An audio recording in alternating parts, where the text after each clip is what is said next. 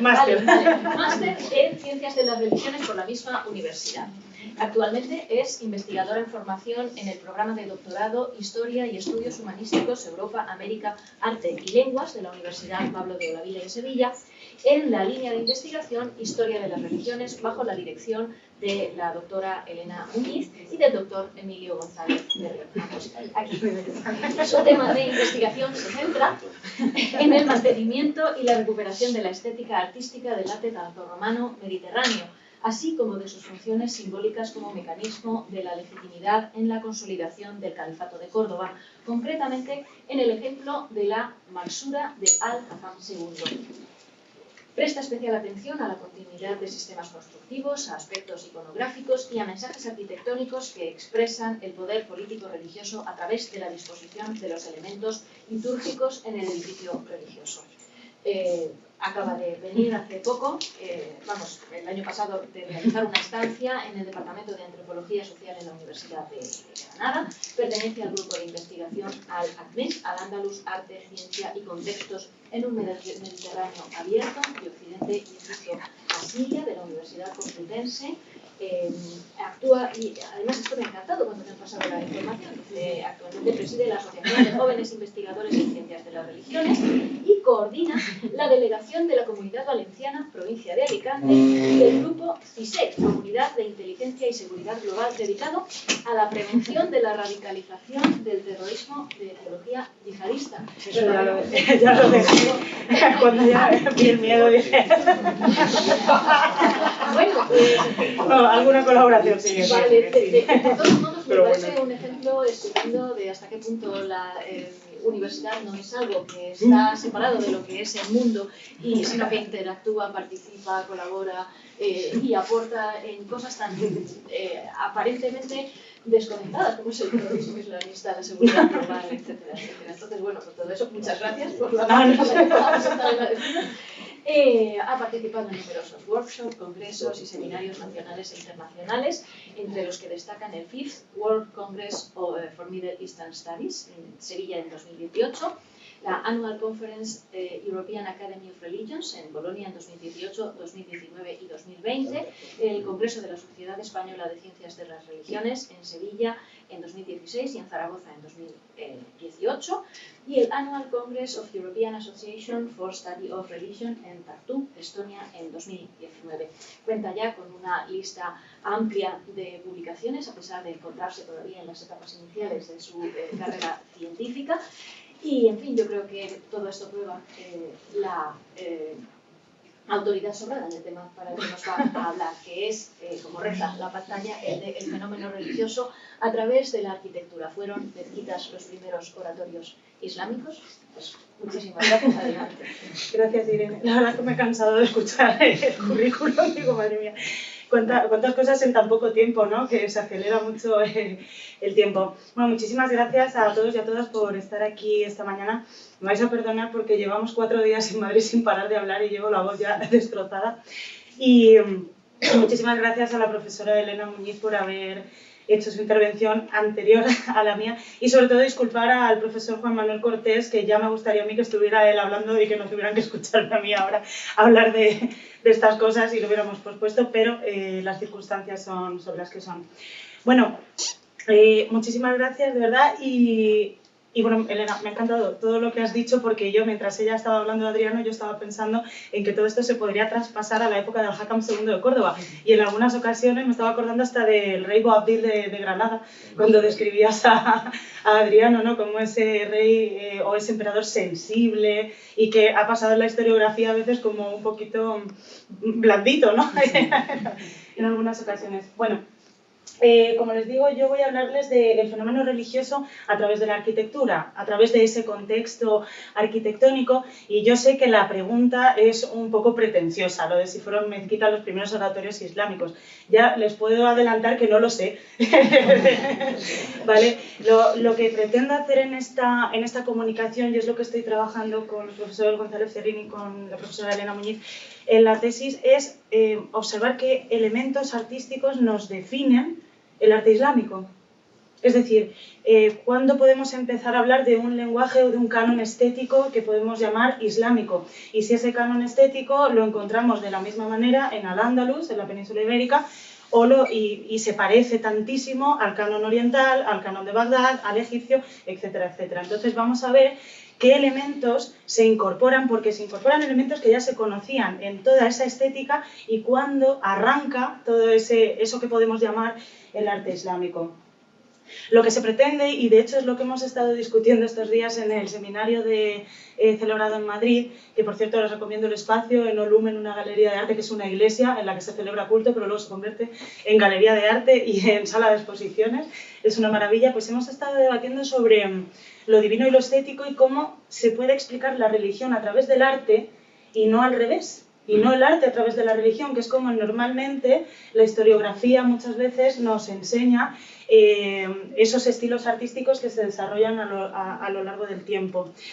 Es muy interesante porque si nosotros estudiamos ese sistema religioso a través del arte, en este caso nos vamos a centrar en la arquitectura, nos damos cuenta de las grandes sorpresas que hay, de cómo ese lenguaje arquitectónico nos está informando de cómo se van transformando las necesidades rituales. Un ejemplo muy claro y que a mí me encanta es el de la tardoantigüedad mediterránea, que es donde nos vamos a centrar, y como ha dicho Elena, ¡qué lío en este momento! Es que realmente tenemos que entrar a saco a repensar lo que ocurre en esa época de transformación entre lo que llamamos Imperio Romano y la Edad Media, que yo no sabría muy bien cómo definirlo. Algunos lo denominan Antigüedad tardía, otros Alta Edad Media, pero es un momento de constantes transformaciones, de incorporaciones, cambios de mentalidad, y todo eso se pueden dar pinceladas a través de los restos que se nos han conservado, pero no de todos, porque obviamente nos han llegado de forma muy parcializada. Tan parcializada se ha interpretado de esa forma que han llamado a veces siglos de tinieblas a lo que ocurre entre los siglos 7 y 9 en el Mediterráneo oriental. Pero vamos a ver que de siglos de tinieblas la verdad es que la cosa tiene poco. Bueno, se ve súper pequeño, no sé por qué. Bueno, lo siento, espero que puedan seguirme un poquito. Bueno, en la historiografía tradicional, ¿dónde se establecen los inicios de la arquitectura religiosa islámica? Bueno, pues en un momento dado, no a principios del siglo XX, casi a mediados del siglo XX, en los años 70, en los años 80, autores como Creswell u Oleg Grabar, que es el que ha hecho un estudio más exhaustivo de esos orígenes de la arquitectura islámica, en mi opinión, se obsesionaron un poquito por encontrar los orígenes de la arquitectura islámica en el texto coránico. Y bueno, aquí tenemos expertos en ese palimpsesto del texto coránico, Gonzalo Ferrín o Alicia Cid, en el que, como vemos, el texto coránico se configura a lo largo de mucho tiempo y es muy difícil encontrar un concepto específico que defina a la mezquita dentro del texto coránico. Es que es prácticamente imposible. De hecho, los variados significados que tienen las palabras en la lengua árabe hacen que esa palabra que utiliza Oleg Grabar como masjid, que aparece en el Corán, en la Sura 9, los 7-18, es muy difícil que esté definiendo a esto, a la cúpula de la roca, que como vamos a ver, arquitectónicamente no tiene nada que ver con las plantas de las mezquitas. Tampoco sabemos si define a la mezquita Al-Aqsa de Jerusalén, que es una de las primeras, o en la tradición vinculadas a una tradición muy antigua en el Islam. Lo que ocurre es que estos historiadores, como digo, Creswell, Oleg Grabar, Ettinghausen y todos ellos, tomaron un texto del siglo XIV de Ibn Khaldun, en el que afirma que la mezquita estaba, que la definición de mezquita ya estaba en el texto coránico y que se define a 3 edificios concretos: el que hay en Meca, el que hay en Medina y la mezquita Al-Aqsa. Pero todo esto, tendría que explicarles muchas cosas, pero en el fondo, y esto ocurre también en la tradición cristiana, lo que está ocurriendo es que lo que en un momento dado son conceptos simbólicos, al final acaban teniendo como un aspecto físico y que se piensa que existen desde tiempos muy antiguos. Esto, por ejemplo, sucede muy claramente con la ciudad de Belén. en el texto cristiano, porque el concepto Belén simbolizaba la tierra del pan, pero no sabemos si exactamente había un núcleo construido desde tiempos inmemoriales que se llamara Belén. Esto, la historiografía parece ser, los últimos estudios parecen ser que están definiendo que esto se construye, esta historia, a partir de la época constantiniana, es decir, ya en el siglo IV, es muy tardío. Pero bueno, para el caso espiritual sí que es cierto que sirve. Entonces, como les digo, el texto en el que se basan los historiadores del arte que han profundizado en este tema es un texto del siglo XIV. Es un texto que está explicando lo que ocurre en el siglo VII, en el siglo VIII, pero es muy tardío. ¿De acuerdo? Entonces se ha tomado como fuente principal como fuente principal el texto de Ibn Khaldun. Y esto ha complicado mucho las cosas, sobre todo porque saben ustedes que la historia del arte normalmente se explica desde un punto de vista muy compartimentado. Es decir, hasta aquí llega la gente que nos dedicamos al estudio de las basílicas cristianas, pero los que estudiáis las mezquitas no podéis entrar en esto. Eso hace que sea imposible comprender la realidad de los edificios, y más en la época de transformaciones en la que nos encontramos, que es la antigüedad tardía. Entonces, como les digo, pues en un principio siempre se inicia la historia de la mezquita mirando a una tradición que es la casa del profeta en Medina. Y entonces, normalmente en los manuales de arte islámico, de arquitectura islámica, lo primero que te dicen, la mezquita se basa en la planta que tenía la casa del profeta en Medina. Bien, de acuerdo, está bien, pero la cuestión es, ¿cómo podría ser la casa del profeta en Medina? Es decir, Medina, en aquel momento, si era algo, era una ciudad seguramente muy romanizada, con lo cual la casa del profeta en Medina podría vincularse, o podríamos imaginarla como una domus romana si tenía un aspecto tan esplendoroso como podía tener una domus romana. Pero es cierto que estas plantas ideales que se hicieron de la casa del profeta en Medina, yo pienso que se realizaron, digamos que primero van las mezquitas y luego adaptamos la planta de la casa del profeta a lo que son las mezquitas para que toda la historia nos case, pero la realidad es que los restos que quedan de la casa del profeta en Medina son muy parciales, incluso no se sabe ni siquiera si existió esa casa del profeta en Medina, porque los restos conservados son o sea, si tendrían que corresponderse con el siglo VII, la realidad es que los que se conservan más antiguos se corresponden con el siglo IX. Y esto pasa en casi todas las edificaciones de mezquita. Lo más antiguo que se ha encontrado es del siglo IX, entonces decimos, ¿qué es lo que pasa aquí? ¿Qué es lo que había aquí? Evidentemente, Medina no era una ciudad que estuviera despoblada, estaría seguramente urbanizada, pero los restos más antiguos que se conservan, vincularlos a una casa del profeta en Medina, justo del siglo VII, es... Bueno, ahora mismo, con todo lo que se sabe, es prácticamente imposible, o sería un error afirmar esto, ¿de acuerdo? Pero la cuestión es que en la tradición islámica, la mezquita es la reproducción de la casa del profeta en Medina. Pero esto, curiosamente, no es una tradición únicamente islámica. Hay textos de historiadores, por ejemplo, se me ocurre ahora Rafael Garrucci, que alguna vez lo hemos nombrado, en el que dice que es un historiador del arte italiano del siglo XVIII, sí, del siglo XVIII, que está explicando cómo el origen o los inicios de la basílica cristiana. Y entonces automáticamente vincula la morfología de las primeras casas donde los cristianos practicaban los cultos a esa casa donde se reunieron los discípulos con Jesús en la última cena. De modo que la casa, unida a la historia del profeta y a esa tradición, es lo que después se va a encontrar como modelo tipológico de las mezquitas o de las basílicas, como salas de reunión. ¿De acuerdo? Entonces vemos incluso que las tradiciones religiosas para definir estos edificios también tienen un tronco común, ¿de acuerdo? También se vinculan a esa tradición piadosa que tiene que ver con los profetas o algún acto que han hecho en vida. En la casa del profeta en Medina, pues se nos cuenta la tradición islámica que se reunía la primera comunidad para el rezo y que el imán que dirigía la oración era el propio profeta, ¿de acuerdo? Pero tenemos que tener en cuenta, como les digo, que la casa del profeta en Medina no tiene un canon estético, o probablemente no tendría un canon estético islámico, sino que seguiría los parámetros de la arquitectura romana oriental de aquella época. ¿De acuerdo? Entonces, como a mí me extrañaba mucho esta afirmación constante de la casa del profeta en Medina y darle vueltas a esto, digo, bueno, vamos a ver cuál es, cómo se configura el paisaje monumental en la antigüedad tardía, es decir, cuáles son los elementos artísticos más comunes en este periodo próximo a las datadas como primeras construcciones islámicas, que serían la cúpula de la roca, la mezquita de los omeyas en Damasco, la mezquita al-Aqsa de Jerusalén, incluso la mezquita de Amer en Egipto, que es del 642, que de hecho esta sería en todo caso la más antigua que existe, la que está en el Cairo Viejo o Fustat. Bueno, pues el paisaje monumental religioso o vinculado a la arquitectura religiosa en el Mediterráneo parte, y por eso yo estudio algo del siglo X, pero me he tenido que retrotraer hasta el siglo IV, de la época constantiniana. Es decir, no digo que las basílicas cristianas partan del ingenio de Constantino, ya existían previamente en el ámbito pagano romano, pero en la construcción de la basílica de 3 naves vinculada al culto religioso cristiano tiene su arranque en época constantiniana y se construyen las primeras basílicas en Roma con esta estructura, pero como les digo, toman una estructura muy conocida, una tipología arquitectónica muy conocida en el Imperio Romano, que es la basílica.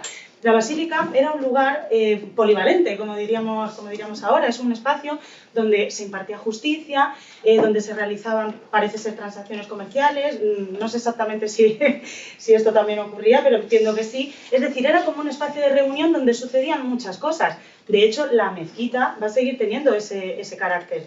Aparte de ser un espacio de reunión del culto, también es un espacio donde se permite la charla entre personas, la discusión. Entonces, bueno, todo esto estaba presente en la cultura romana y parece ser que se transfiere a esa tradición islámica. Así que, como les digo, estas primeras basílicas cristianas van a tener mucho que ver con la estructura posterior que van a tener las mezquitas. Entonces, a mí se me ocurrió, me pareció interesante unir toda esa tradición tardoantigua vinculada al cristianismo con la islámica para estudiarlas todas en paralelo, para observar qué puntos tienen en común y qué cosas tienen de diferente.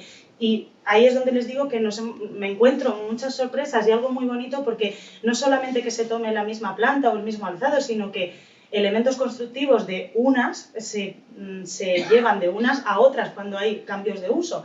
Entonces, esto es muy interesante. Básicamente, las basílicas cristianas en esta primera época se pueden inscribir en la planta se puede inscribir en un rectángulo, están divididas en 3 naves, la central es más ancha y más alta que las laterales, y la nave central, ese eje central que termina o desemboca en un ábside, es lo que va a tener importancia, sobre todo porque veremos cómo poco a poco, con la complejización de la liturgia, es un espacio muy propio para realizar procesiones, para crear un ceremonial dentro del edificio religioso, y este ceremonial va cambiando conforme las comunidades se van ampliando o conforme la propia liturgia va evolucionando. De modo que esta va a ser, de alguna manera, una de las tantas tipologías que vamos a tener vinculadas a la religión en la tardoantigüedad mediterránea. No obstante, la planta basilical, en muchas ocasiones, se va a vincular o se va a fusionar con la planta centralizada. Por eso yo nunca me atrevo a decir que la mayor parte de los edificios de la tardoantigüedad eran centralizados, eran basilicales. De los que habría, nos han quedado muy pocos restos. Es verdad que se pueden clasificar a veces en plantas basilicales, plantas centralizadas, pero, por ejemplo, ¿qué es una planta centralizada? Porque una planta centralizada también es un edificio que tiene las naves de la misma anchura y del mismo largo, de la misma longitud, y que confluyen en el centro. Es decir, una planta de cruz griega es una planta centralizada. Encontramos, sobre todo en la arquitectura funeraria, vinculada a la arquitectura funeraria, estas plantas centralizadas, pero que adquieren multitud de formas. Yo estoy recordando, por ejemplo, Santa Eulalia de Bóveda, en Lugo, me parece que parece ser que es uno de los primeros mausoleos cristianos, que tiene una planta efectivamente centralizada, pero no es el típico octógono o el típico círculo que nosotros podemos encontrar. Vamos a Rávena y vemos el mausoleo de Gala Placidia, que tiene una planta de cruz griega con una cúpula en el centro. Luego nos vamos a otros mausoleos, el mausoleo del emperador Adriano, con una planta circular.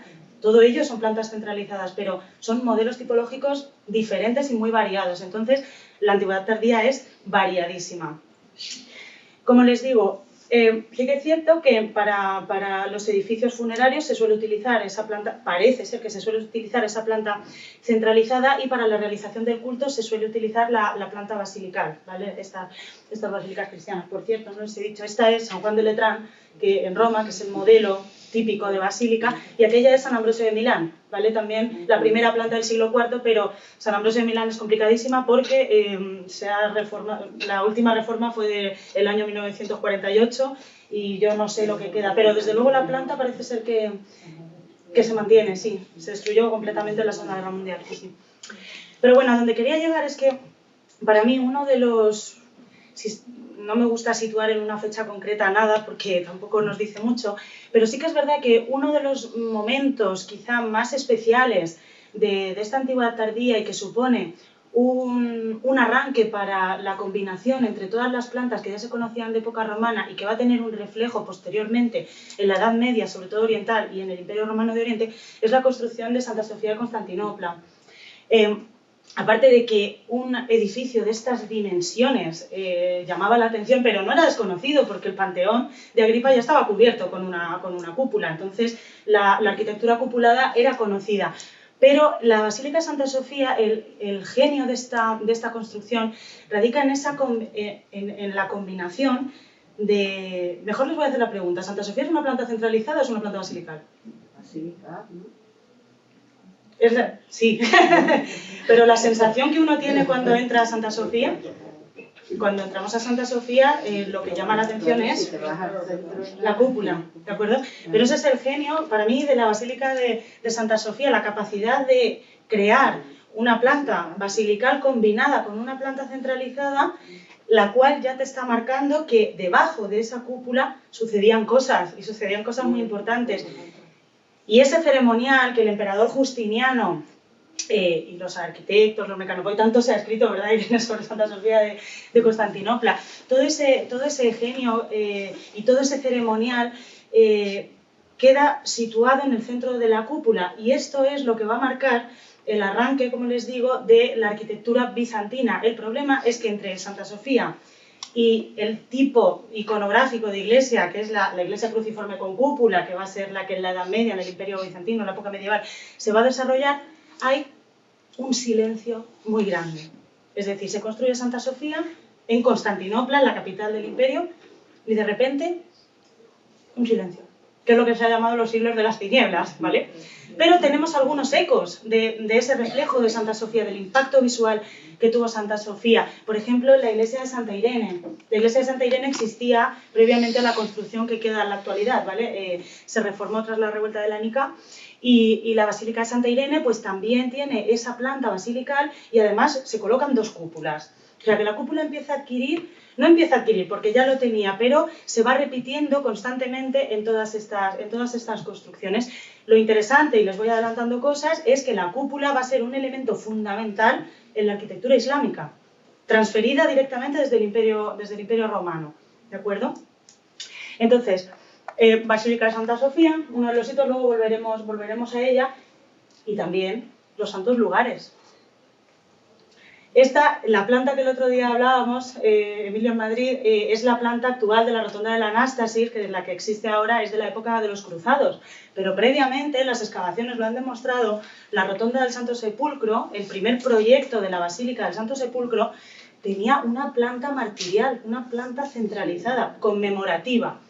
Y esas plantas conmemorativas son típicas de la arquitectura romana, como hemos estado viendo, y sobre todo en la época del emperador Adriano. Yo creo que además él finalizó el Panteón de Agripa. Entonces, fue uno de... Exacto. Pensaba que había sido Augusto y que él lo manda a terminar o algo... Se había incendiado. Exacto. Lo construye entero, claro. Entonces, todas esas tipologías quedaban de alguna manera en la memoria, ¿de acuerdo? Entonces, para conmemorar el lugar donde se había muerto o donde se había depositado el cuerpo de Cristo, se construye una planta conmemorativa, una planta centralizada. ¿Cómo va a ser casualidad que si la Cúpula de la Roca es un edificio islámico, según nos dice, porque bueno, hay muchas cosas que en fin, que nos señalan que podría ser un espacio más bien de transición? cómo en el mismo lugar donde se encuentra este edificio tan llamativo que iconográficamente ha impactado tantísimo en la sociedad, ¿cómo no va a tomar una planta similar la cúpula de la roca? Que está conmemorando un hecho específico de la vida del profeta. Ya no me voy a meter en si esto es o no es, y ahora volveremos sobre este tema. Pero claro, vemos cómo hay caminos de ida y vuelta y que todo esto se mantenía en la tradición arquitectónica de ese periodo. De hecho, como bien señalábamos y han señalado los profesores Juan Carlos Ruiz Souza, Susana Calvo Capilla, vemos aquí la planta del Santo Sepulcro con la basílica, ¿de acuerdo?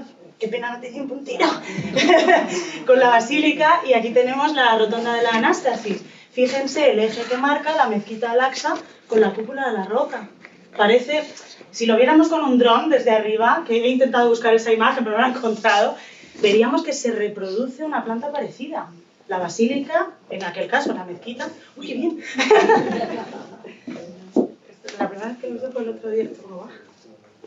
¡Ay, qué guay! Sí.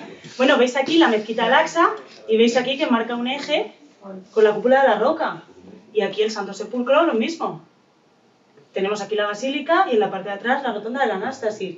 Vale, tipológicamente es cierto que tienen diferencias, lógico, claro, pero es que en la misma ciudad y conmemorando hechos tan sumamente importantes, que se reproduzcan plantas tan parecidas o que haya esos ecos, no sé, a mí siempre me ha llamado mucho la atención y desde luego despierta un gran interés.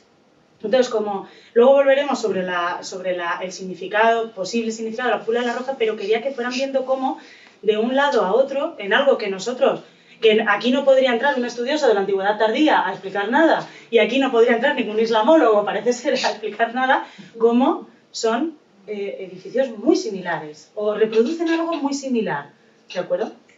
Luego la decoración, otro elemento artístico importantísimo, la iconografía. Hablábamos antes de esas preocupaciones, esas grandes preguntas sobre el más allá, sobre cómo se representa lo divino, los fondos dorados, la luz, el sol. El emperador Adriano, lo ha dicho la profesora Muñoz Grijalvo, esa importancia que adquieren los mosaicos dorados, el fondo, que sostiene un ambiente completamente simbólico. Es decir, es muy interesante cómo en las arquitecturas, incluso seguramente romanas, pero sobre todo en la antigüedad tardía, vemos que siempre hay dos planos. Donde se representan los personajes celestiales o divinos, empieza a desarrollarse los fondos dorados. Unos fondos simbólicos que representan algo así como el paraíso, y los personajes terrenales siempre están sobre un fondo de hierba, con los pies apoyados en la hierba y un fondo azul detrás, como representando, como marcando una jerarquía entre lo divino, con esos dorados, y lo terrenal, con los fondos azules. Esto, por ejemplo, se ve muy bien en el mausoleo de Gala Placidia, que ahora vamos a ir, pero en los ejemplos italianos para mí es donde mejor se ve porque se han conservado bastante bien esos mosaicos. Pero fíjense, ¿ustedes me podrían distinguir aquí los edificios islámicos de los edificios cristianos? En alguna cosa que digan, mira, esto es claramente islámico. ¿Este, por ejemplo, este? ¿Ustedes creen que es? ¿Islámico? ¿Y este? ¿Cristiano? Vale. ¿Y, por ejemplo, este de aquí? Cristiano. ¿Y este? ¿Por qué? Por el árbol. ¿Por el árbol? Bueno, pero esto también tiene un árbol aquí. Columnas también. Bueno, fíjense, pues este efectivamente es el monasterio de Mor Gabriel en Turquía, ¿vale? Es un monasterio, ¿vale? Pero bueno, aparte de que la técnica es la misma, este de aquí es la mezquita de los Omeyas, de Damasco, y esta es la cúpula de la roca. Las vides, concretamente lo he puesto por eso, es un elemento que aparece, tiene un significado muy profundo en la iconografía cristiana, como al final simboliza la sangre del sacrificio, ¿de acuerdo? Y de hecho en las representaciones sacramentales vemos como muchas veces se representa a niños pisando uvas y luego aparece el crucificado y de la sangre salen los sacramentos, en fin. Pero las vides es un elemento que vamos a encontrar transferido en prácticamente toda la decoración, en las decoraciones islámicas y por supuesto en las cristianas, incluso en algunos edificios judíos. En algunos mosaicos, una compañera que estudia todo esto me pasó algunas representaciones de vides. Pero claro, ¿qué nos está ¿qué nos está diciendo esto? Bueno, en mi opinión, las vides se configuraron como una de las representaciones, entre otras muchas de las que tiene, de la salvación, ¿vale? De la salvación a través de la figura de Cristo. Y muchas veces en los edificios islámicos se representan sobre esos fondos dorados. En el fondo, lo que probablemente pueden representar o hacer es una alusión al jardín feliz o al paraíso. ¿De acuerdo? Y el paraíso normalmente siempre se va a representar con estos fondos dorados. Fíjense, en la Alhambra, las últimas interpretaciones que se han hecho del patio de los leones, que siempre diremos que es una planta alargada, pero iconográficamente es centralizada, porque como ven, cuando vayan, fíjense que todo confluye en la fuente del centro. Las cúpulas de mocárabes parece ser que tenían un fondo dorado y sobre ellas se desarrollaban hilos de azules que simbolizaban la creación del agua. Cómo va bajando desde esas cúpulas, la representación de las flores, de la creación, y todo confluye en el centro. Y en el centro, las inscripciones en árabe están aludiendo constantemente al paraíso. Y esto no es algo que los nazaríes inventaran en aquel momento, es que eso estaba presente desde los inicios de estas tres religiones. Y de hecho el arte, o lo que nosotros llamamos el arte de las tres religiones del libro, se está configurando prácticamente a la vez. Porque nosotros tendemos a dividir el tiempo en siglo tercero, cuarto, tal, pero los momentos de codificación de todo esto suceden a la vez. Y ahora veremos cómo va a ser, entre los siglos 7 al 10, es cuando se van a configurar los grandes cánones estéticos de todo esto. Bien, como les decía, la Cúpula de la Roca es uno de los edificios que más interés ha suscitado, y qué lástima que se acabe de ir el profesor González Ferrín, porque, como ven ustedes, la planta de la Cúpula de la Roca es una planta que era muy conocida en el ámbito funerario cristiano y en el ámbito conmemorativo. Vemos un montón de ejemplos de planta centralizada, como por ejemplo el mausoleo de Santa Constanza, en Roma. ¿De acuerdo? El mausoleo de Teodorico, en Rávena. El mausoleo de Adriano también es de planta centralizada. De modo que en el ámbito cristiano la planta centralizada en muchas ocasiones va a definir esos edificios martiriales. Claro, la Cúpula de la Roca no es una mezquita, y en ninguna fuente escrita de ninguna época la van a encontrar como mezquita. Es un edificio conmemorativo, que está conmemorando un episodio piadoso de la vida del profeta Muhammad o Mahoma, yo no sé cómo decirlo. Y entonces adopta esa planta octogonal, pero bueno, podía haber adoptado la misma que tiene la rotonda del Santo Sepulcro, ¿de acuerdo? Entonces, es muy confuso lo que sucede aquí, porque las fuentes las fuentes en griego de la época, no árabes, porque árabes son posteriores, nos cuentan que en la antigüedad, cuando se destruyó el templo de Salomón, se prohibió que se construyera nada en esta explanada. Y entonces Juan Damasceno empieza a decir que unos judíos están removiendo las arenas del templo. Unos judíos, no sé exactamente qué palabra utiliza, pero hace referencia a una tribu semita. Y se ha traducido como judío. Yo supongo que ni siquiera sabrían qué religión practicaban, pero se estaban removiendo las arenas de esta zona. Y esto coincide con una recuperación con una recuperación de la literatura escatológica del fin de los tiempos. Y entonces, claro, no es casualidad que en esta época, en la explanada del templo, que se supone que tiene que volver a reconstruirse, empiece otra vez a construirse un edificio de estas características. Además, como tienen aquí la Cúpula de la Roca, no sé si identifican ustedes este edificio de aquí de la izquierda. Es prácticamente igual. Bueno, esta es la iglesia del Cacisma, o la iglesia del Asiento de María, a unos 20 kilómetros entre Jerusalén y Belén, ¿vale? Y resulta que tiene una roca en el medio. Esta es un poquito anterior a la Cúpula de la Roca, y se supone que aquí, según la tradición, se sentó la Virgen María cuando iba hacia Belén. Y aquí en la Cúpula de la Roca tenemos una roca en el medio. En Egipto se había recuperado también esa literatura escatológica del fin de los tiempos, y empieza a hablarse de Cristo en su papel como profeta, porque vamos a ver, ustedes saben que en este momento no estaba nada claro si Cristo era el Hijo de Dios, si no era Hijo de Dios, si María era su madre, si no era su madre, quién era Jesucristo, ¿vale? En este momento se están planteando esos grandes concilios. Entonces no podemos definir una religiosidad común para todo el Mediterráneo. Había muchas ideas religiosas dentro de los grandes sistemas, pero las comunidades pensaban distinto y de ahí la razón de los concilios. Quiero que se queden con esa con esa idea de la roca, porque ahora vamos a volver sobre ella. Insisto otra vez en la planta centralizada, como ven, os he puesto aquí el interior del mausoleo de Santa Constanza y la cúpula de la roca. Adquiere una estética o un canon muy parecido.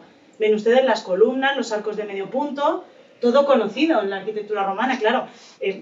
Entre este edificio y este han pasado 4 siglos de diferencia, pero vemos que las formas más o menos se mantienen. Otra vez, aquí el interior de la cúpula de la roca, y aquí tenemos la iglesia de San Vital de Rávena, también, del emperador Justiniano, ¿de acuerdo? Esa planta centralizada conmemorativa, ¿de acuerdo? Que vemos cómo más o menos, no son iguales evidentemente, pero vemos cómo ese canon estético se va reproduciendo y se va interpretando, ¿de acuerdo? Lo mismo en las decoraciones. Fíjense, volvemos a lo mismo, esto es la cúpula de la roca, con esos jarrones de los que salen roleos. Esto también es una decoración muy típica del arte romano. En definitiva, les voy a adelantar una conclusión. A mí lo que me gustaría es que dentro del arte romano se estudiara las primeras manifestaciones del arte islámico, porque vemos cómo se va transfiriendo una a otra y es muy bonito. Estos son los roleos con las vides, como puede ver, ¿ve? Aquí, del mausoleo de Gala Placidia. El mausoleo de Gala Placidia, y aquí es donde quería ir con el pensamiento escatológico, siempre se estudió desde un punto de vista simbólico, pero nunca se llegaba a definir qué es lo que quería decir todo ese programa iconográfico. Y últimamente, pues en una publicación de Mauskov, en el 2010, se ha interpretado que toda la iconografía del mausoleo de Gala Placidia está vinculada a ese lenguaje escatológico, es decir, a toda una simbolización con elementos conocidos como las vides, representación del sacrificio, el uso de los dorados, unos ciervos con los cuernos enredados, la representación de la bajada de Cristo a los infiernos, desde un lenguaje de fin de los tiempos, de apocalíptico o escatológico. Y resulta que esta iconografía que vemos en el mausoleo de Gala Placidia se va repitiendo constantemente por todos los edificios en la decoración de mosaico, hasta llegar con una estética muy parecida a estos edificios, a la cúpula de la roca. Pero es que hay más, es que las inscripciones en árabe de la cúpula de la roca nos están hablando en un tono también muy vinculado a la escatología, como han estudiado profesores como Soha Boud, de la Universidad Complutense, etcétera, etcétera. Es decir, que todos esos recuerdos se van también transfiriendo a los primeros edificios de la arquitectura islámica. Fíjense si llega que se dice, Juan Damasceno llega a decir que la segunda venida se va a producir en la mezquita de los Omeyas de Damasco, vinculada a la antigua basílica de San Juan Bautista. Es decir, como vemos, no está nada claro lo que sucede en este momento, pero hay puntos en común que nos están indicando eso. Luego, por otro lado, otra transferencia en decoraciones. Fíjense las coronas que aparecen en la cúpula de la roca, típicas bizantinas, muy parecidas a las que llevaban en su cabeza los...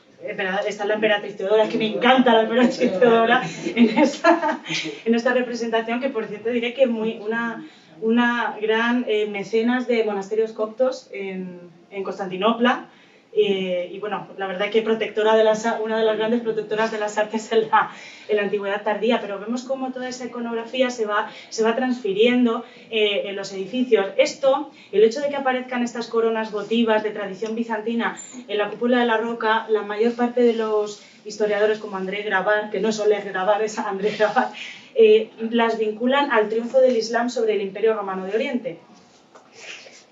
Yo creo que a eso igual habría que darle una vuelta. No sé yo muy bien si esto es así. No me atrevo a dar ninguna interpretación porque de hecho estamos investigando sobre ello, pero bueno, el hecho es que de una misma forma, con una representación parecida, identificamos estas coronas con las que podrían llevar los emperadores bizantinos. Fíjense, esta iglesia, no sé si ustedes reconocen esta decoración, es que ahora ya les he puesto dos ejemplos que están uno muy, muy distante del otro.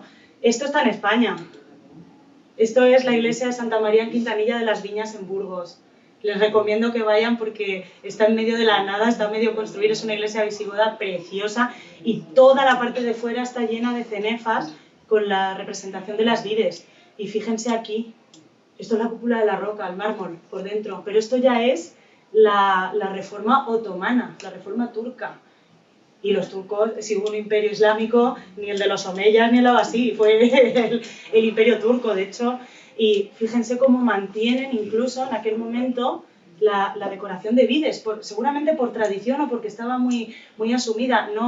No se ha identificado una iconografía específica para las vides en el ámbito musulmán, pero la cuestión es que aparecen en la cúpula de la roca y en muchos edificios, gracias, y sobre todo en las telas, también en los tejidos.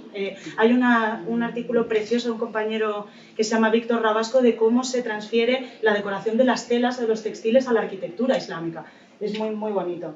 Bien, otro ejemplo es la mezquita de Damasco, y aquí ya entramos a ver lo de las plantas. Fíjense, este edificio del centro, ¿vale? Esa planta que tiene, rectangular, cubierto con una cúpula en el centro, cómo nos está llevando otra vez a la idea de la basílica. Pero no solamente eso, voy a ir un poquito más rápido, es que el atrio, el patio delante del edificio, también apareció en las antiguas basílicas cristianas como un espacio de transición entre el iconostasio, entre el vestíbulo y la basílica, ¿vale? Era como estábamos hablando antes, los ritos de paso, pues era un espacio que antecede a esa sala de oración en la que se va a producir el ritual. Entonces, estos atrios, por ejemplo, en la Basílica de San Ambrosio de Milán se mantiene el atrio y en muchas ocasiones. Luego ya las basílicas lo fueron perdiendo, pero la mezquita lo asimila y lo incorpora a su arquitectura y se mantiene. Por cierto, esto nunca, lo dije en el curso de Egipto, nunca jamás le llamen patio de abluciones, por favor. Aquí jamás de los jamases se han hecho abluciones. Las abluciones se hacen aquí, en unos baños específicos para las abluciones, porque el atrio formaba parte de la religiosidad del propio espacio de culto. El patio, luego los historiadores o los teólogos islámicos o musulmanes lo han vinculado a una representación del jardín feliz, del paraíso, donde está la fuente, también en el centro, pero nunca se ha utilizado como patio de abluciones, es decir, las abluciones hay que hacerlas fuera, para dejarte fuera toda la porquería, por así decirlo, porque tienes que entrar ya purificado al recinto de la mezquita, ¿de acuerdo? Luego, otros detalles que les voy a dar, pues por ejemplo, no sé si lo tengo por aquí, ¿no? Bueno. La puerta de la mezquita de los omeyas de Damasco, muchos historiadores del arte islámico, del Islam, Creswell, por ejemplo, Legrave, la vinculan al arco de triunfo romano con las tres luces, incluso a la representación del Palacio de Teodorico en los mosaicos de San Apolinar el Nuevo en Rávena, ¿vale? Es muy interesante porque la división en tres de los espacios es muy curiosa, o es algo muy llamativo en las basílicas cristianas del siglo VII. ¿Vale? Recuerdan que les dije que entre Santa Sofía y la codificación de la iglesia cruciforme con cúpula en el siglo IX se supone que hay unos siglos de tinieblas en los que no se sabe lo que ha ocurrido. Bueno, pues lo que ha ocurrido es que en Constantinopla hubo una epidemia de peste, hubo una serie de problemas sociales, económicos, etcétera, que hicieron que la actividad constructiva bajase. Pero el Imperio Romano de Oriente era mucho más que Constantinopla. Eran las provincias, era Túnez, era Libia, era Argelia, era Siria, era Egipto. Y resulta que en esos sitios, en esas provincias, vemos cómo la arquitectura empieza a desarrollar salas laterales a los lados del ábside y empieza a hacer cúpulas de un mayor tamaño, y todo el espacio se va centralizando, se va vinculando a esa nave central con dos pequeños ábsides a los lados o cámaras llamadas pastoforios, donde parece ser que se preparaban las especies eucarísticas. Y justamente esto coincide con la consolidación del misterio eucarístico, también en el siglo VII. Y de esto nos están informando textos, pero textos que no se escribieron en la capital del imperio, textos que se escribieron, por ejemplo, en el Exarcado de Cartago o en Alejandría, como por ejemplo los textos de Máximo el Confesor, que nos está diciendo en el siglo VII, finales del siglo VI, principios del siglo VII, nos está diciendo que ya no importa el significado de las imágenes o de los grandes ciclos decorativos que representaban las historias bíblicas, sino que lo que importa es la transubstanciación, el misterio, de lo que hablábamos del misterio. Es decir, ya no son necesarias las imágenes explicando la historia, porque todo se va a vincular a este espacio central, en un ritual en el que aquí, en estas salas laterales, se preparan las especies y la nave central va adquiriendo un carácter muy importante, tanto para la representación de los oficiantes como para la representación del poder. ¿De acuerdo? De hecho, tenemos textos como el de Pablo Silenciario, en el que se nos está diciendo en Santa Sofía cómo Justiniano utiliza la nave central para su propia representación, mientras que los fieles quedan relegados a las naves laterales. De modo que los fieles únicamente podrían percibir lo que sucedía aquí, en el centro de la nave, de forma parcial, porque además esta nave se cerraba con celosías. Entonces lo que se producía dentro era un misterio, y claro, el fiel desde fuera experimentaría una sensación y una emoción de superioridad, obviamente, de lo que sucedía aquí dentro, y tampoco se conocía muy bien lo que sucedía, de forma que esto también era una manera de controlar a esa población. Entonces, voy a ir más rápido porque lo curioso de todo esto que les acabo de contar es que se reproduce en lo que llamamos la maksura, en las mezquitas. La maksura, en la tradición islámica nos dicen que se construyen las maksuras en la nave central de las mezquitas porque a los 4 califas ortodoxos del primer Islam se los cargaron yendo a rezar a la mezquita los viernes, que los mataron. Entonces se creaba una nave central delante del mihrab, que está aquí, ¿vale?, que sería hacia donde se dirige el rezo, y se recreaba una nave en el centro cerrada con celosías para proteger la vida de los califas y de su familia. Pero la realidad es que si nosotros vemos, se han conservado muy poquitas maksuras, pero esa tradición es muy bonita, pero de los califas sabemos muy poquito. La realidad es que en el Mediterráneo, en aquella época, se estaba desarrollando ese ceremonial en la nave central. Así que, en mi opinión, muy probablemente la idea de la maksura está muy relacionada con esto que sucedía aquí. Y, de hecho, en la mezquita de Córdoba es una de las representaciones más interesantes de todo esto. Lo siento mucho, tengo que pasar rápido, aunque las imágenes son muy bonitas. Fíjense, esta me encanta, esta es el mausoleo de Gala Placidia y esto es la mezquita de los omeyas de Damasco. Fíjense cómo en un arco, ¿vale?, en el interior de uno de los arcos se están representando lo que yo en un principio creía que eran naranjas, pero ahora tengo la duda si son granadas. Me han puesto en duda estos días en Madrid, pero bueno, la cuestión es que estéticamente el canon en la técnica del mosaico es muy similar, ¿de acuerdo? Ya les digo que entre los dos edificios hay mucha diferencia. Esto lo siento mucho, pero lo tengo que saltar. Seguramente era lo más interesante de todo. No, es la palmera que ya les hablé el otro día, simplemente que parece ser que la palmera datilera es una de las representaciones simbólicas más importantes de la Virgen María y del Niño en la huida a Egipto, ¿de acuerdo? Porque hay una tradición que se encuentra tanto en los evangelios apócrifos como en el texto coránico que vincula el nacimiento del niño a la palmera y que la palmera se inclinó en la huida a Egipto para dar de comer a la Virgen. Es uno de los primeros milagros que hace el niño Jesús. Y entonces resulta que la palmera aparece en esta representación en San Apolinar el Nuevo, acompañando a la figura de la Virgen y el Niño. En la procesión esta de los Reyes Magos, que es tan bonita, pues aparece la palmera datilera. Aparece en esa iglesia del Cacisma, que les he dicho que era la iglesia del asiento de María, ¿de acuerdo? Aparece la palmera datilera aquí, aparece en la cúpula de la roca y en la mezquita de los omeyas de Damasco. Y siempre, en muchas ocasiones, aparece aquí la representación del agua. En edificios como San Vital de Rávena también aparece la ciudad de Belén, la ciudad del nacimiento, y justo debajo de esa representación simbólica de Belén, la palmera datilera. Así que si van a Rávena, si van a Siria, busquen palmeras datileras, y entonces seguramente eso de alguna manera está conectada con María, el niño y la huida a Egipto. Seguro. Porque además los coptos representan esta palmera constantemente.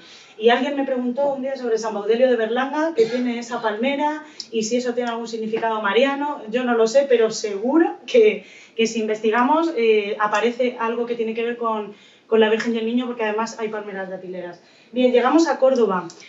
Muy rapidísimo. La mezquita de Córdoba, saben ustedes que es fruto de numerosas ampliaciones llevadas a cabo tanto por los emires como por los califas de Al-Ándalus, y que la tradición vincula, como bien sabemos, a la destrucción o a la construcción encima de la iglesia de San Vicente, según nos cuentan las fuentes.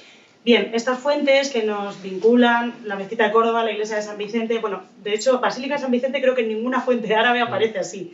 De hecho, pero que sepan ustedes que los restos que han aparecido debajo de esa primera fase de la mezquita se corresponden con restos antiguos, tardoantiguos, seguramente visigodos, pero en ningún caso se ha encontrado una estructura de basílica debajo de la mezquita de Córdoba. Es decir, hay un edificio, igual es parte del complejo episcopal visigodo, en fin, pero no se ha encontrado, Félix Hernández, que fue el que excavó aquello, no encontró jamás una basílica debajo de la mezquita de Córdoba, de modo que, bueno, en fin, es muy común que en estas zonas se vayan construyendo unas cosas encima de otras. Yo a veces hasta me he llegado a preguntar si esta primera fase de Abderramán I no será la Basílica de San Vicente y no era la mezquita de Abderramán I, porque, como bien saben ustedes, la mezquita de Córdoba tiene muchas características muy hispanas. Esto lo dice también el profesor Juan Carlos Ruiz Souza, porque normalmente las mezquitas orientales tienen las naves que te guían hacia el muro de Qibla, que es este de aquí o este de aquí, corren paralelas al muro de Qibla, es decir, los arcos están de cara al mihrab. Pero en el caso de Córdoba, las naves corren perpendiculares, como si fueran una auténtica basílica. ¿De acuerdo? Luego, aparte, por ejemplo, esta solución arquitectónica, ya una profesora americana, Jerry Lynn Dodds, dijo que este sistema constructivo es clavado, funciona estructuralmente como el acueducto de los Milagros de Mérida. Y efectivamente, aquí arriba tenemos unos canalones que vacían, o sea, que alivian de agua la techumbre de la mezquita. Entonces, claro, todas estas características efectivamente no aparecen en las mezquitas orientales. Es muy extraño encontrar una solución como la que tiene Córdoba. Sin embargo, si nos vamos a Mérida, pues parece ser que es una solución como poco para pensar si esto funciona estructuralmente igual. Luego otra cosa que vincula la mezquita de Córdoba con Mérida. Bueno, por supuesto, los primeros emires de Al-Ándalus y sobre todo, por supuesto, los califas sabían lo que era Mérida, perfectamente. Además, es que se llevaron capiteles, columnas y un montón de material de acarreo de Mérida para colocarlo en la mezquita de Córdoba. Quiero decir, en Córdoba había mucho material romano y se van a Mérida a por sarcófagos, que los colocan en Medina Zahara, a por columnas, que las colocan en la mezquita de Córdoba. Un auténtico expolio de la ciudad de Mérida, pero para colocarlo en los edificios más significativos de Al-Ándalus, en la capital, en Córdoba. O sea que, por eso les digo que la mezquita de Córdoba tiene un carácter muy hispano. Y no solamente hispano, también tardorromano, porque esto es una fotografía desde abajo de uno de los arcos. Ven que el de arriba es un poquito más ancho, ligeramente más ancho que el de abajo. El de abajo lo que hace es mantener la estructura, ¿vale? Actúa como una costilla. Se llaman arcos entibados, si no me equivoco. Pero yo el año pasado fui a este edificio y dije, ¡ay, por favor, me encanta esto! Es como la mezquita de Córdoba. La combinación esta del ladrillo y la piedra, que esto no es algo exclusivo de la mezquita de Córdoba, como algunas veces se ha dicho. Es que esto aparecía en las arquitecturas tardorromanas, cristianas, paganas, de todo tipo, este tipo de construcción. Esto es una iglesia que se llama Santos Vital y Agrícola en Bolonia, en el edificio de un conjunto que se llama Lesete Chiese. Y hay un montón de referencias que podríamos estar comparando con la mezquita de Córdoba constantemente. ¿Ven lo que les digo? Esto sería la parte central o el aula central de la fase inicial de la mezquita de Córdoba, de Abderramán I. Yo la foto la hice desde la entrada y aquí al fondo, este arco, es donde estaría el primer mihrab. ¿Ven ustedes cómo la nave coincide más o menos con un eje muy parecido al que tienen, por ejemplo, se me ocurren las iglesias visigodas? Esta es San Juan de Baños, en Palencia. Pero ven cómo el eje va marcando la entrada hacia el mihrab, igual que aquí la entrada está marcando el altar. Te conduce directamente esa nave principal. Entonces, esta sensación no ocurre en las mezquitas orientales, porque las naves están colocadas de otra forma. ¿De acuerdo? Fíjense, estas columnas de Mérida, que son dos iguales, la otra está aquí, que las colocó Abderramán II, el emir Abderramán II, para marcar la entrada de su mihrab. No es casualidad que ponga dos columnas iguales que proceden de Mérida en la entrada de la parte más sagrada de la mezquita, que es el mihrab. Entonces, no sé, a mí todo esto me parece fascinante, igual estoy muy emocionada, pero es que me parece precioso. Y luego cómo todas esas naves nos van conduciendo hasta el final, hasta el muro de Al-Qibla. Y ya llegamos a la parte más increíble de todas, que es, digo increíble porque en Oriente no hay ninguna maxura ni ningún mihrab que tenga las dimensiones que tiene el de Córdoba, medievales. Si nos vamos a las mezquitas de Abu Dhabi o de los Emiratos, pues a lo mejor en la actualidad sí adquieren esas formas. Pero esto es la maxura, ¿vale? Esa parte que les digo que se colocaba supuestamente para proteger a la familia, pero que en Córdoba alcanza unas dimensiones extraordinarias. Bien, la Maksura la construye el califa Al-Hakam II de Córdoba hacia el año 965, según las fuentes escritas que se conservan y que describen ya sé que me he pasado de tiempo, ¿no? Y que van describiendo la construcción de la Maksura. Pero fíjense las características que tiene esta planta. Esta Maksura estaba ubicada aquí, ¿vale?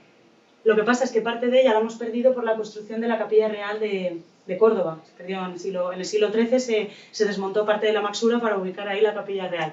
Pero bueno, este es el plano que hizo Christian Ebert, ¿vale? Que es un historiador del arte alemán, y fíjense cómo adquiere la Maksura, un edificio que se coloca dentro de la mezquita, como algo aislado, adquiere una planta más o menos basilical, dividida en 3 naves, pero que además en el ábside, como les he dicho antes, desarrolla 1, 2 y 3 salas.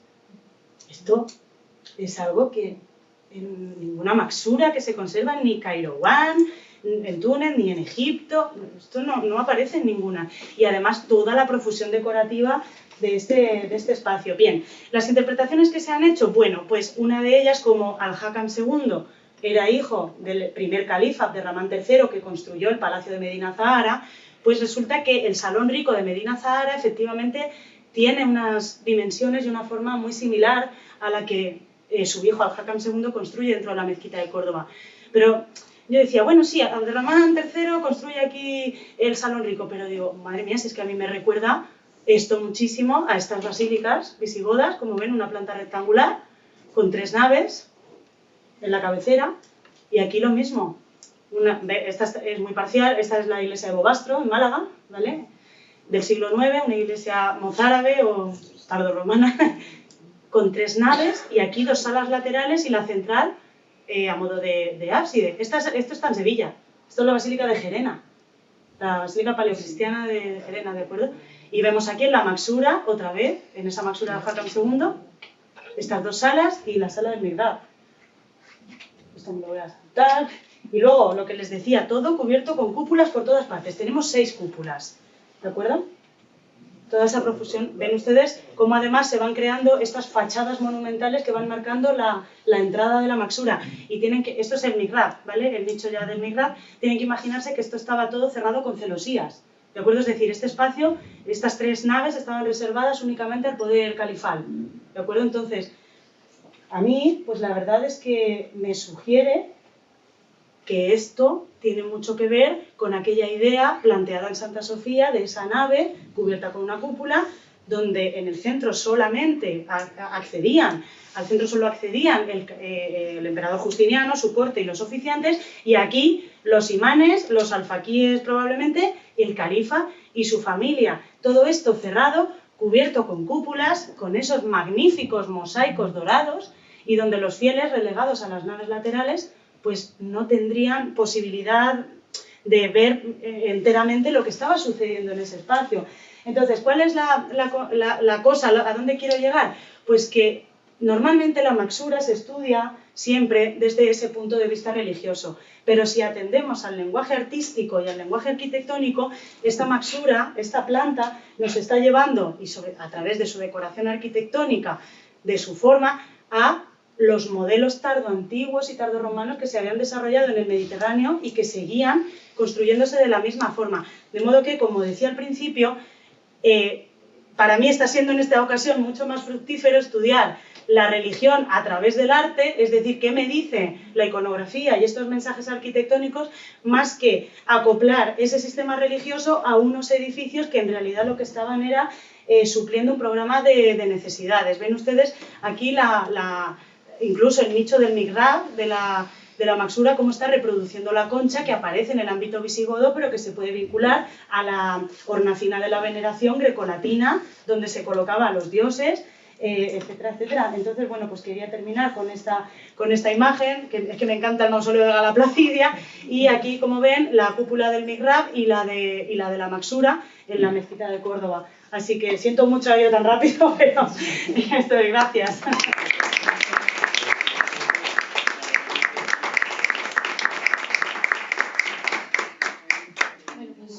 Muchas gracias, Belinda. Belén. Pues bueno, estamos un poquito fuera de tiempo, pero pese a todo podemos hacer unas preguntas.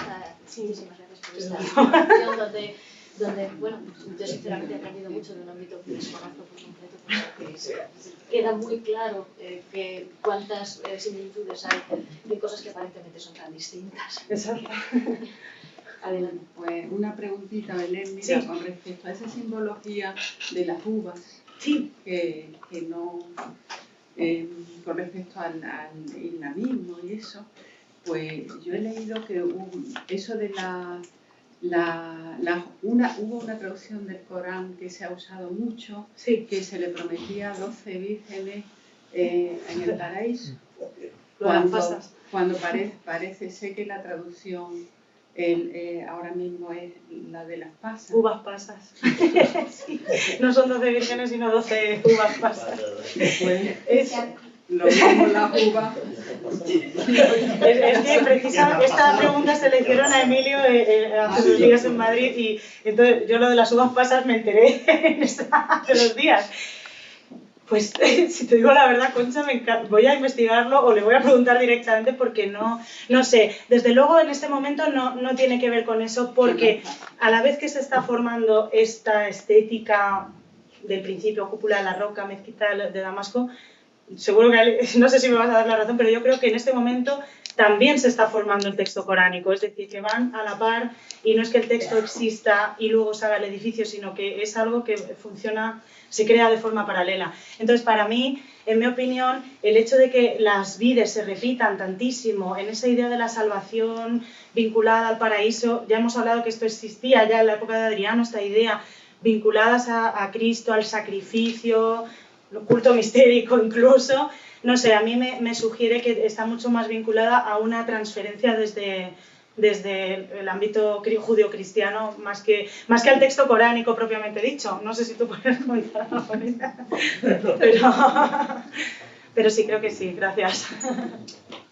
Solamente no creo que influya mucho en lo que has dicho, pero vamos, que parece que ahora hay un revisionismo en cuanto al origen del acueducto romano, sí. Supuestamente romano, porque dicen que es visigodo, ¿no? Que puede ser visigodo. Sí.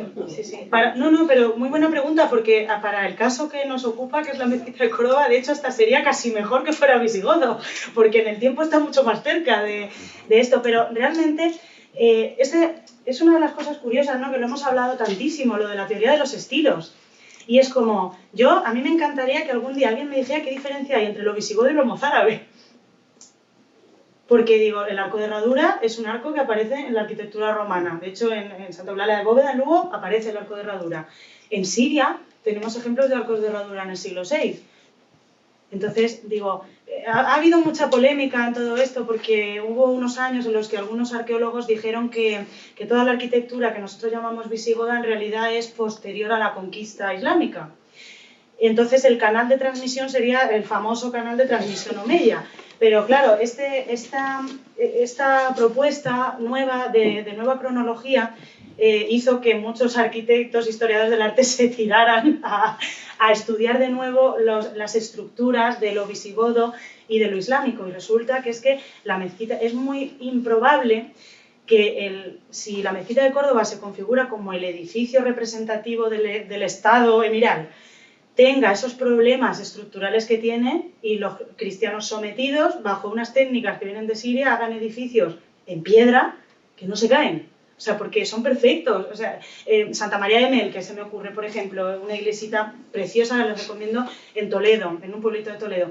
Santa María de Mel que tiene unas bóvedas de piedra que eso todavía no se ha explicado cómo se sostienen. Porque es que las piedras son como, no sé, como las pizarras. O sea, y unas bóvedas de cañón magníficas. Claro, a mí me cuesta creer que la mezquita de Córdoba está influenciando a Santa María de Melque, porque la mezquita de Córdoba tiene unos problemas estructurales muy grandes. Es decir, la técnica ahí se ha perdido un poco. Entonces, me sorprende, ¿no?, que unos cristianos sometidos, según nos cuenta la tradición, yo no estoy de acuerdo en esto, pero que unos cristianos sometidos hagan mejor arquitectura que la que hacen en la capital del Emirato. Entonces, esto del canal... Por eso digo que yo creo que no deberíamos separar tanto lo visigodo de los primeros edificios de culto musulmán en la península y de los edificios cristianos posteriores del siglo IX, porque Es que es todo prácticamente igual. Yo no sé diferenciar de verdad una iglesia mozárabe de una visigoda, no puedo. Y además es que no quiero hacerlo. Me parece que todo va en continuidad, que todo evoluciona poco a poco, que unas cosas vienen, otras van y que todo viaja. No necesariamente juntos, pero todo viaja. Así que gracias por la pregunta de la pregunta. Una duda, Sí. una pregunta a lo mejor. Todo eso, quizá los historiadores se ha tenido en culpa de meter arte prerrománico, el arte románico. Entonces ahí la han liado todo porque lo han dividido en capítulos cuando realmente todo es continuo. Es continuo, sí. O sea, De hecho, lo del de un año allí y visitaba las iglesias y decía, bueno, a mí, esto es románico, esto es mozárabe, esto es mudéjar, esto es bueno, qué diferente. Ya ha dicho la palabra maldita. Solamente por un porque hay un dibujito. Sí, lleva razón. De hecho, uno de los... Es que además en España la división estilística se ha acentuado mucho. Nosotros pensábamos que en el 19, pero viene de más atrás, de hecho. Es que, claro, ha existido durante mucho tiempo un complejo muy grande sobre lo islámico en España. Me explico, cuando se conforman las identidades nacionales en Europa, en el siglo XIX, 1800 y pico, ¿qué pasa? Que claro, todos, en todas las naciones tenían claro cuál era su arte representativo. Cuando España llega a ver qué es lo que tenemos en España, pues nos encontramos con que la Catedral de Toledo, la Catedral Primada de Toledo, gótico francés, tiene el triforio del altar con unos arcos como los de la mezquita de Córdoba, polilobulados. Y ese es el gran complejo de la historiografía del arte en España en aquella época. Lo que pasa es que lo que es sorprendente es que sigamos todavía discutiendo sobre esto cuando sabemos que el arte mudéjar, y lo tengo que decir, es una estética, un canon que se desarrolla, una estética que se desarrolla en el siglo XIX, cuando las teorías de la restauración de Francia dicen que los edificios medievales hay que picarlos enteros. Y entonces en España perdimos el 90% de la pintura medieval que se conservaba. Pero ustedes vayan donde vayan, por favor, y vean esas iglesias medievales en ladrillo, magníficas, busquen en los rincones, porque se van a encontrar la capa de enlucido con la pintura. Monasterio de Moreruela en Zamora, las torres mudéjares de Teruel, el castillo de Calatrava la Nueva, está pintado todo.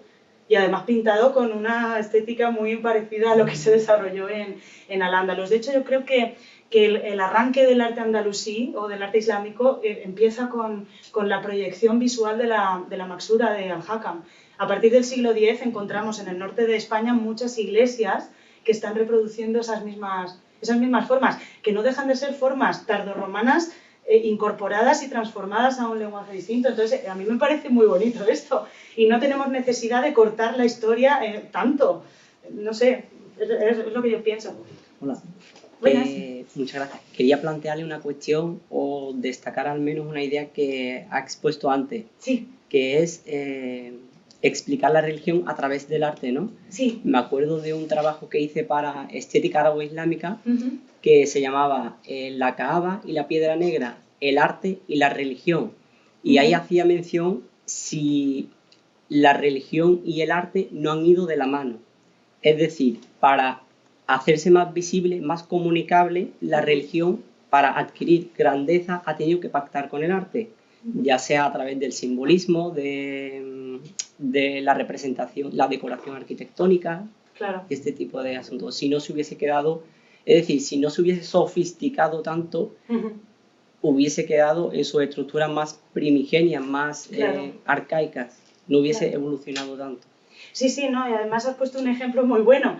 Y además a mí el ejemplo de las mezquitas me gusta muchísimo, porque de las mezquitas antiguas tenemos muy poca idea, porque han evolucionado constantemente y siguen en uso. Entonces, el edificio al final lo que se va es actualizando y se va adaptando a esos usos rituales. Por eso les decía que, claro, lo bonito de todo esto es que no es estático. Es decir, cuando la gente se queja de lo de la catedral dentro de la mezquita de Córdoba, yo digo, pero vale, que nos puede parecer bien o mal, pero digo, ¿qué edificio hay en este mundo en el que tú puedes rastrear en un mismo sitio desde lo romano hasta el barroco en continuidad y sin salirte del edificio. Es más, la idea a mí me parece, a lo mejor es demasiado rompedora y luego ya son las connotaciones político-religiosas que queramos darle a si catedral mezquita, mezquita catedral o tal. Pero el hecho artístico y el hecho es que la humanidad evoluciona también acompañada de todos esos cambios de uso y de esas adaptaciones. Y de hecho la Kaaba es uno de los mejores ejemplos porque, claro, ¿cómo sería la Kaaba? Pues probablemente sería un templo pagano, ¿no?, transformado en toda esa religiosidad. De hecho, en la Kaaba, si no me equivoco, había incluso pinturas figurativas. Entonces, no de la divinidad, pero parece ser que en la antigüedad sí que había pinturas y esto era muy común en aquella zona. Entonces, en fin, a mí me parece un trabajo súper chulo y debería de continuar por ahí. Enhorabuena. Sí, sí. ¿Hay alguna otra pregunta o cuestión o comentario? Bueno, pues nada, muchísimas gracias de nuevo a Belén.